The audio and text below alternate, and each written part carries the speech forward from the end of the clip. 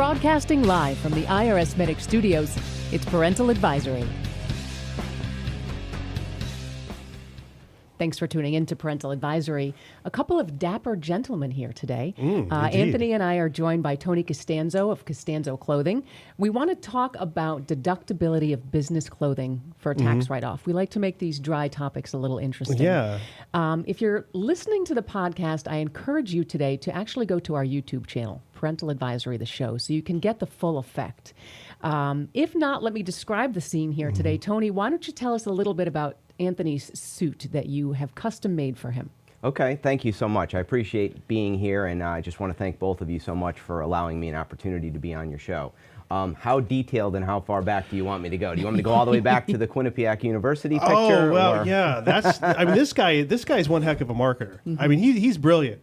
So my dad and I were in a newspaper article. When was that? 2010, 2009? Record I don't know Journal? when it was, right? Record Journal or something like that. I'm wearing this dumpy button down from LL Bean that's a few sizes too big at the time. And my dad's wearing something. And Tony, you what did you do? He's actually being a little hard on himself. There was a great photo of the two of these guys. I noticed the photo of them in one of the articles. I don't even know what newspaper it was. And in the background, I saw the degree from Quinnipiac. I don't know, was it college or university at the time? It just changed in university. Okay, and I'm a Quinnipiac alumni. So I said to myself, you know what? I'm going to give this guy a call. It was actually your father, David. And I called David and I just said, hey, listen, this is going to be a left field phone call for you. Here's the deal. Told him who I was, what I do, would love to get together with you, and that's actually how our relationship started. And I don't know, that was quite a while That back. was at the old office. That's was a awesome. long time ago. Yeah, so Tony makes a cold call to say, hey, what are you guys doing? He talks to my dad, and that's probably a good move. My dad does enjoy to talk. And and then he came in, and then my dad says, "Oh, son, I have someone I think you would want to meet." And so then Tony came in. He's like, "Hey, let me show you some things." Now, recently you've slimmed down a bit. You're a little svelte. Yeah, well, I used to be. When Tony and I first met, I was still cycling a bit. And then the children come, and my biking took a back seat, and maybe some rum and cokes found their way in my hand. So I sort of got up, and then last year I did stop drinking and started working out a little bit more. So Tony was, most of my clothes were getting bigger. Tony's like, yeah, we could take it out more. We could take it out more. And I was getting the shirts that were a little bit more full, billowy was what I would say. He goes, oh no, we can get this, no problem. And then last year, as I started losing weight, I was really swimming it. And I think if you could look at some of the older from the podcast from where we started, you could kind of see the progression. So I had a lot of the custom clothes that Tony made taken in, but there's only so much you can do. Yes. Now this suit is pretty special too. Oh my God, yeah. Tony showed some of the details. Yeah. So Tony, first you said it's a man-made material. Yes, actually, this is one of our newest lines. It's actually 70% wool, and it's 30% of man-made fiber. And what makes this really special for Anthony, because he's not hard on his clothing or anything like that, is that the wearability, the performance characteristic of this cloth is really great for somebody who's hard on their clothing, is constantly in and out of the car, or perhaps in a garment for Children. 18 plus out. Picking up children. That too. That's like, custom clothes are going to be a little bit more than something you get. And one of the problems that I had is when you have kids and you're doing cooking or something, you're doing something, at some point, you're kind of risking everything. And, where my dad, he's really good with his custom clothes. He doesn't, everything, he wears his 3-piece suit. He looks great in it. Yep. He has his watch. He loves it a lot. His stuff stays great. For me, it gets dangerous wearing custom clothes at any time. I don't know. and I do like to drink coffee, too. Actually, this one was replaced, if you don't mind. That's right. He leaned up against some paint. Okay, that So sounds... that's how we... Right over there. We actually those guys, replaced right this there. one. Yeah. Yep. Now, can we see the special little details, Anthony, and maybe on the sure. inside? Let's see. The So look at that. So one of the things we made chose actually for Anthony Parent. Anthony was the okay. We decided to throw a fancy lining in here. It's a light blue paisley. Yep. We also decided to put some fancy marbled blue buttons on here. One of the things I'm not sure he can show you or not, I just kind of jazzed it up a little bit by putting his name in the bottom of the pant as a heel guard. So when he sits down, he's with the guys, perhaps, I don't know, smoking a cigar or not, but he has his name in the bottom of the pant, along with inside the jacket as well. Awesome. Now, every year when I go to do my taxes, I always think, God, some of these clothes I buy for work, I would never wear anywhere else. And I always try to, really think, can I deduct these? Right. It's really difficult to write off. It is deductible. And I was told, and I realized one of my law school professors told, and I believe it was her. I'm going to attribute it to her. I don't know if she was actually the one who said it, but man, it seems like it was. She said, as long as you had custom clothing, that was a tax deductible expense. And so in preparation of this, I said, let me go find that rule. Mm-hmm. There's no such rule. No. That doesn't exist. And so I looked in, and it isn't, because I told Tony, I'm pretty sure, hey, Tony, this could help out a lot of your clients. A lot of them are working for themselves, right? A lot of them are working for themselves. So, hey, if they can deduct as a business expense, you could sell a lot more clothing and everybody wins. Yep. That rule isn't quite there. No, it's not there. The IRS says the clothes have to be mandatory for your job and unsuitable for everyday wear. So, for instance, Tony, a suit, they're saying you could wear to a wedding, you could wear to a job interview. So a suit is not necessarily a write-off. I think, one claim I was making, this is what I was thinking with this suit. Look, I don't, because my life, I have danger at any point. At any point, paint could attack me, or children could attack me, or I could attack myself. I really don't want to have a suit. This is really for TV. Mm-hmm. For when I'm making a TV appearance or for podcasts, this is what I want to have it for. Mm-hmm. And I think I could make a claim to say, no. This is not suitable for anything else but the purpose of being on the business. Now, this is where you get into a lot of disagreement, but I think I could prove why it would work out. Well, you know what, too? I think if somebody has to wear a suit every day, maybe the first one couldn't be written off, but then can you write it? If you buy 5, who needs 5 suits? Right. Like that, to me, seems a little extreme. Everybody. They need 20. 20 suits. I will say, every time Tony comes to the office, he looks fantastic. He does, yeah. Thank you. I think he should have the right. And then, you have to think of it subjectively. Overalls are not a write-off, but who in their right mind, Tony, is going to wear overalls when they're not working? I think we're on the same page there. Certainly. Well, that the subjective idea is sort of insane. Well, you could wear a suit to a wedding. Well, a lot of people aren't wearing suits. They aren't. When you go to a wedding, like, okay, well, that person's not wearing a suit. And then, well, who is wearing a suit? Oh, well, I could wear it to a wedding, but in my social group, maybe people don't wear suits. They wear wife beaters. Mm-hmm. That could be something. But for my job, I need a suit. Mm-hmm. So come on, give me a break. I don't really need it. And then again, maybe, well, what about this one suit I have to keep perfect for work at any time? Mm-hmm. The other ones, I could work for work either. So it doesn't sort of make a lot of sense. And I think the item isn't what determines whether it's deductible or not. Mm-hmm. It's rather its use. And I think I thought of a pretty good example. Okay. All right. Tony, are you a sports fan? I'm not as much of a sports fan, but go ahead and use the analogy. Right. I'm embarrassed to say that. What guy's not a sports guy? I'm not. My family's from New York. I like New York. I'm a New York fan. New York Knicks, fan. Giants, Yankees. There you go. All right. Let's see. So you like the Knicks, the Giants, and the Yankees. All right. I've sort of fallen out of the sports world too. So let me see who I can remember. Oh, I know, Lawrence Taylor. Oh, Lawrence Taylor, LT. Right, LT, one of the greats, number 56. Okay. So one of the rules, the IRS in one of their publications on the deductibility of business expenses gives us sports teams. They can deduct their apparel because it's only for football.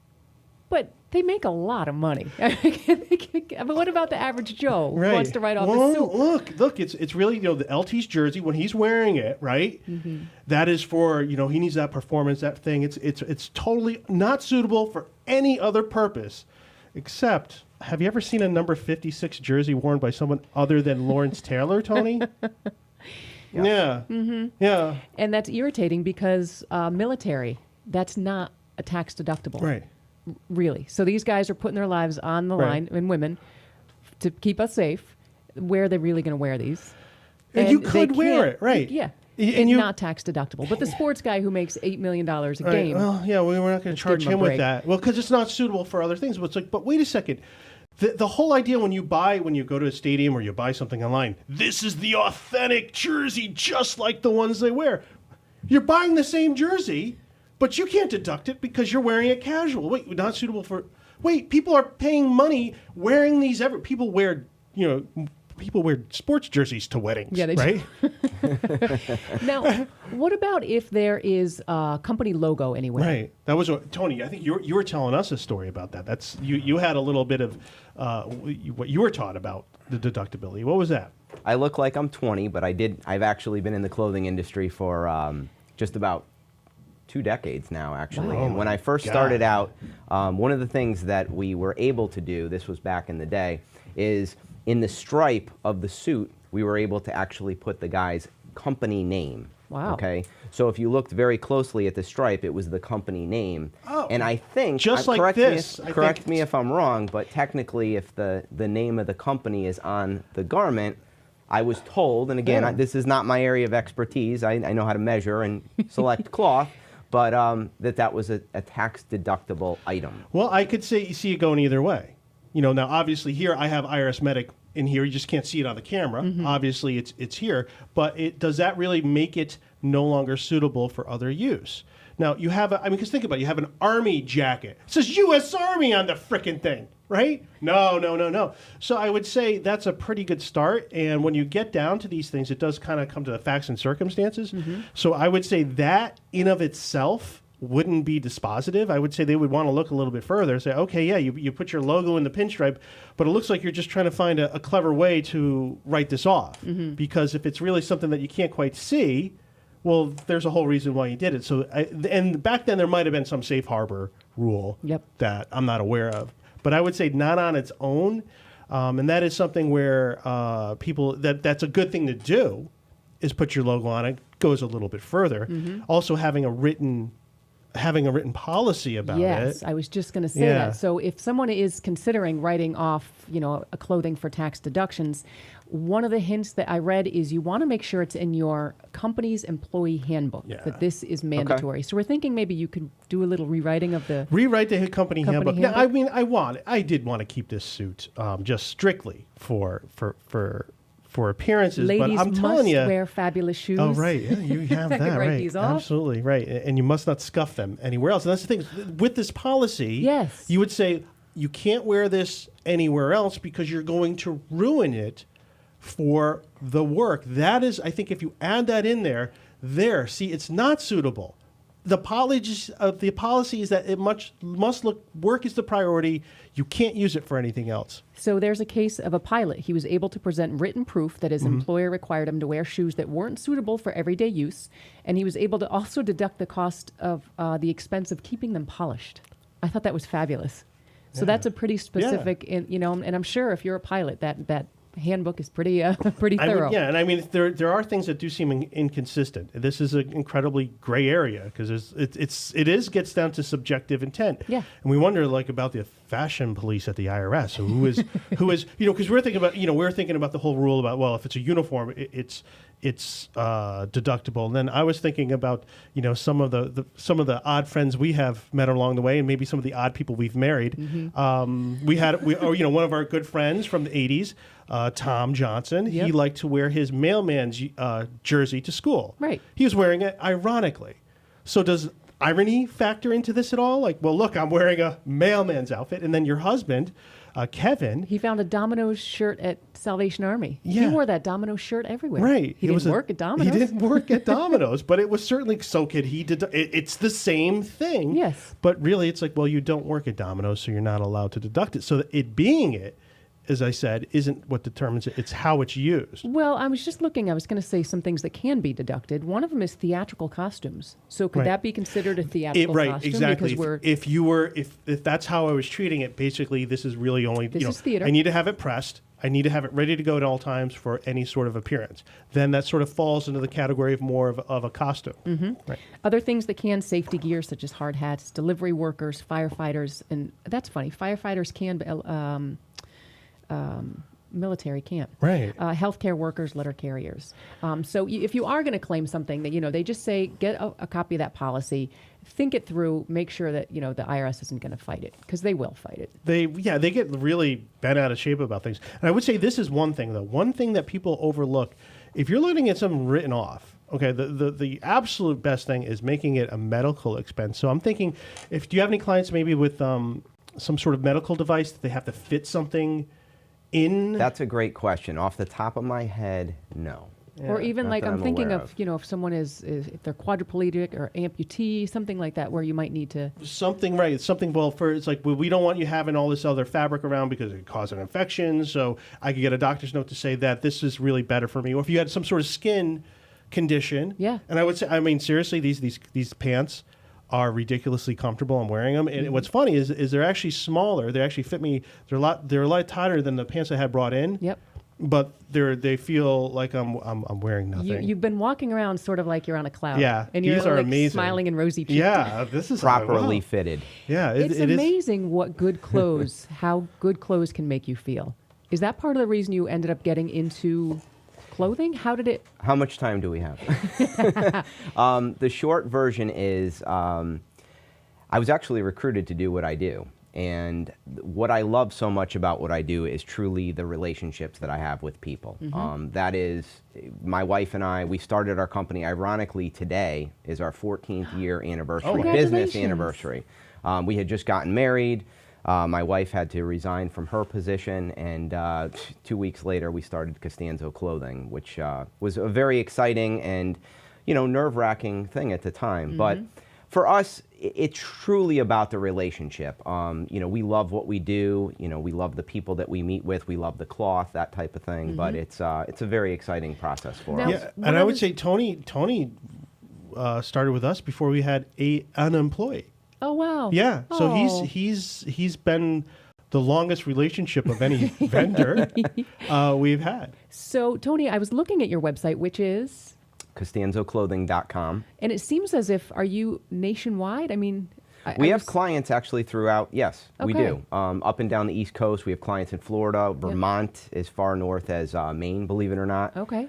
So yes, our primary focus is actually here in Connecticut. We're very rooted in the community. My wife's actually an executive board member for the Greater Hartford Arts Council. Oh, wow. We sit on a variety of different things. We're very involved in the Bushnell. We love the arts.